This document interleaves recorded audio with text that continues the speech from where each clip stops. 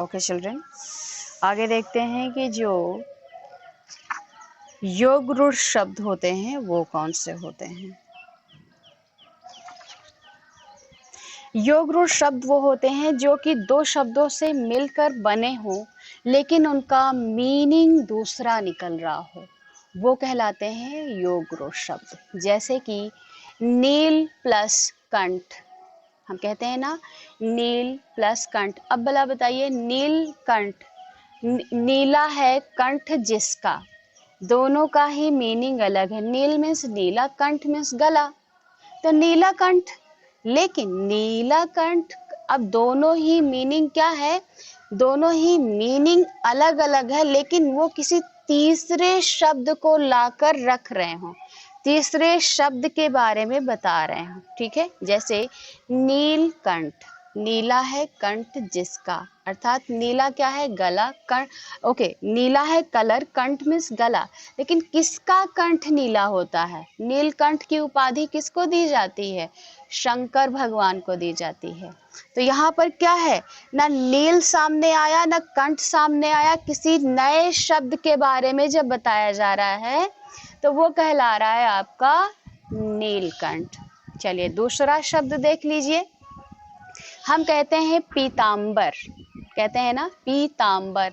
पीला है अंबर जिसका, यानी पीले हैं कपड़े जिसके, या नीलांबर या पीतांबर या बाघांबर ऐसा बोलते हैं। बा हाँ हाँ हाँ, वेरी गुड बेटा चंदन, चंदन दिव्य नाम है आपका, वेरी गुड। चलिए, जैसे कि अभी दिव्य ने कहा कि मैम जो पीतांबर होता है, पीतांबर यानी पीले कपड़े श्री कृष्ण भगवान के होते हैं। तो यस, तो अब क्या मैंने कहा, पीला है अंबर जिसका, यानी पीले हैं कपड़े जिसके, किसके? कृष्ण भगवान के। तो अभी यदि इसको ब्रेक करने के लिए बोला जाए तो आप लिख देंगे मैम पीला और कपड़ा, बस इसका ये मीनिंग निकल रहा है। नहीं, यहाँ पर पीले हैं कपड़े जिसके, इसको थोड़ा सा यदि आप वर्ड्स को पढ़ते हैं, थोड़ा सा इसके बारे में जानना पड़ेगा। यदि आप नहीं जानते हैं तो इन वर्ड्स को आप इजीली आइडेंटिफाई नहीं कर सकते। ठीक है, इसके बारे में थोड़ी सी जानकारी आपको होनी चाहिए। पीले हैं अंबर, पीला है अंबर जिसका, यानी पीले हैं कपड़े जिसके, कृष्ण भगवान के। नीला है कंठ जिसका, किसका, किसका नीला कंठ होता है चिल्ड्रन? शंकर भगवान का। ठीक है, ओके। यानी दो ऐसे शब्द होंगे लेकिन वो किसी तीसरे शब्द को लाकर प्रेजेंट कर रहे होंगे, बता रहे होंगे, वो कहलाएंगे योग रूढ़ शब्द। यदि किसी के मन में कोई इसी से रिलेटेड उदाहरण आ रहा है तो आप माइक ऑन करके, बेझिझक माइक ऑन करके उस उदाहरण को दे सकते हैं, मैं उसको जो है और क्लैरिफाई कर दूं। Anyone?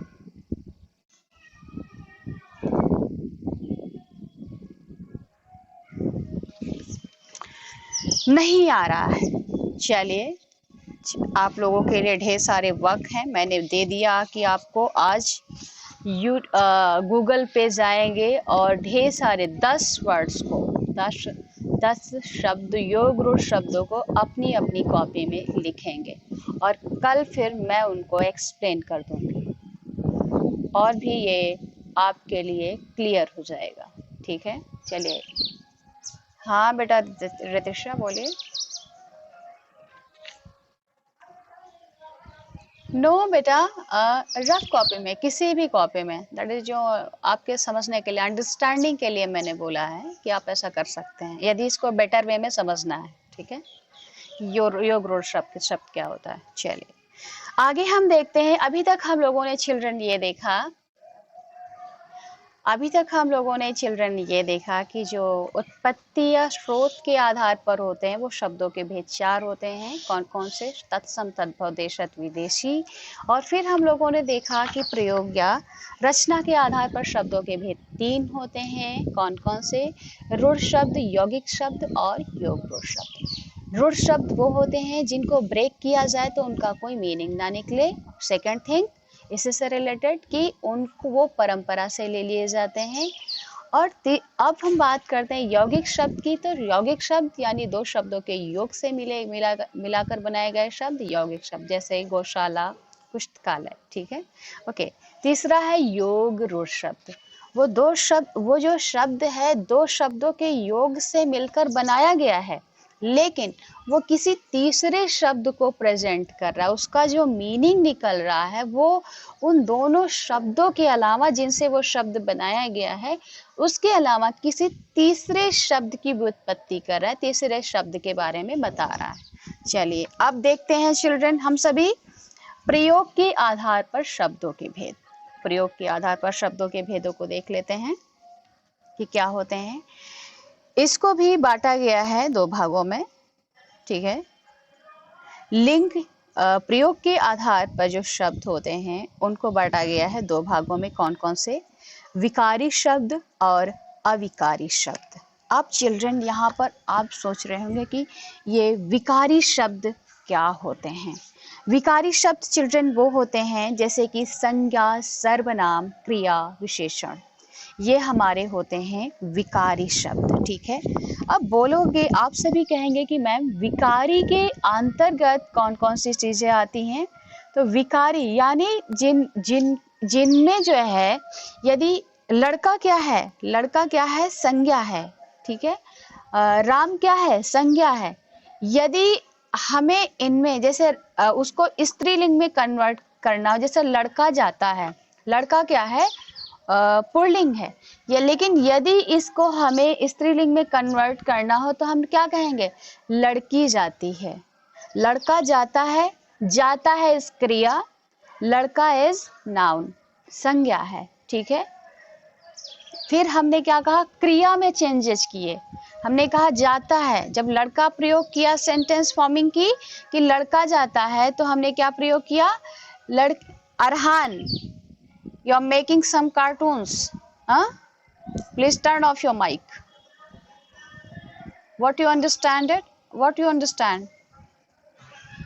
Please turn off your mic and camera also.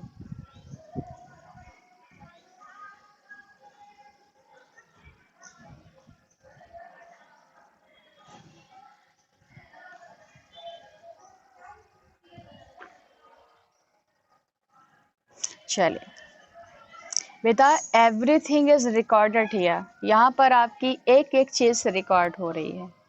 आप कौन सा कार्टून बना रहे हैं, क्या आपका बैकग्राउंड है, क्या आपके बैक की चीज़ें आ रही हैं, यहाँ पर सारी चीज़ें रिकॉर्ड होकर स्कूल की साइट पर अपलोड होती हैं। तो आप लोग कोई भी ऐसी चीज़ ना करें, इसीलिए मैं बार बार आपको इंस्ट्रक्ट करती हूँ कि आप लोग ऐसा कोई भी चीज़ ना किया करें। कार्टून बनाए, थोड़ी देर हाफ एन आवर एटलीस्ट अच्छे से बैठ लीजिए, फिर उसके बाद आप कार्टून बनाएं, एलिफेंट को घर में लाएं, कुछ भी करें, दैट इज योर चॉइस। ठीक है, बट थोड़ी देर के लिए आप सभी से मेरी रिक्वेस्ट है, हाथ जोड़कर समझ लीजिए। ठीक है, कि कम से कम कोऑपरेट करें कि कैसे, थोड़ा सा समझने की कोशिश करें। एक ही इंस्ट्रक्शन को मैं बार बार रिपीट करती हूँ, मुझे अच्छा नहीं लगता है। और इतने बड़े तो आप हो चुके हैं कि किसी चीज़ को एक बार समझाया जाए, 2 बार 3 बार, तो आप उसको समझ सकें।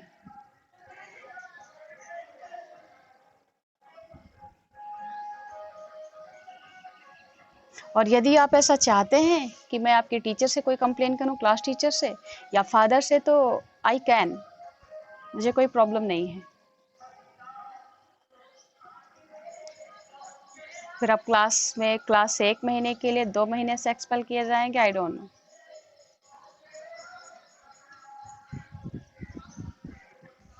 चलिए,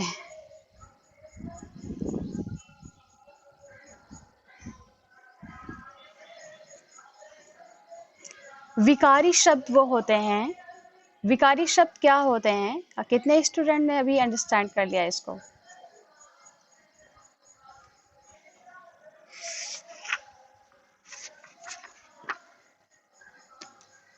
भास्कर के नाम से जो आईडी है, माइक अपनी ऑन करें।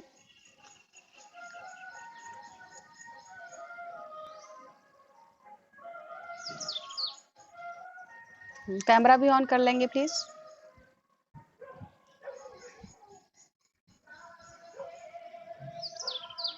आप बहुत अच्छा मुस्कुराते हैं, आपकी मुस्कुराहट बहुत अच्छी है। ठीक है, चलिए अब मुस्कुराते मुस्कुराते आप ये बताएंगे कि प्रयोग जो यौगिक शब्द होता है उसका मीनिंग क्या होता है? नो, जिससे बोला गया है वही बताएंगे। भास्कर के नाम से जो आईडी है, प्लीज अपना कैमरा भी ऑन किए रहेंगे क्योंकि देखना चाहते हैं हम कि आप कॉन्टिन्यूसली मुस्कुराते हुए इस क्वेश्चन के आंसर को कैसे बताएंगे। Please turn on your camera also.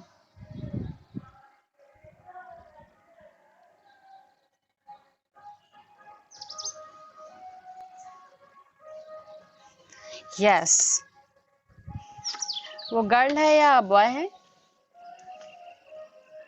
दस। Okay okay. मौली है। मौली मुस्कुराना बहुत अच्छा जानती है, लेकिन मौली को अगर वो अंडरस्टैंड करते हुए समझती तो शायद उतना मुस्कुरा नहीं पाती। मुस्कुराना बहुत अच्छी बात है, मैं चाहती हूँ कि आप सब मुस्कुराते हुए पढ़ें, लेकिन जब आप मुस्कुरा रहे हों तो जो मैं समझा रही हूँ उसको आप समझ भी पा रहे हैं।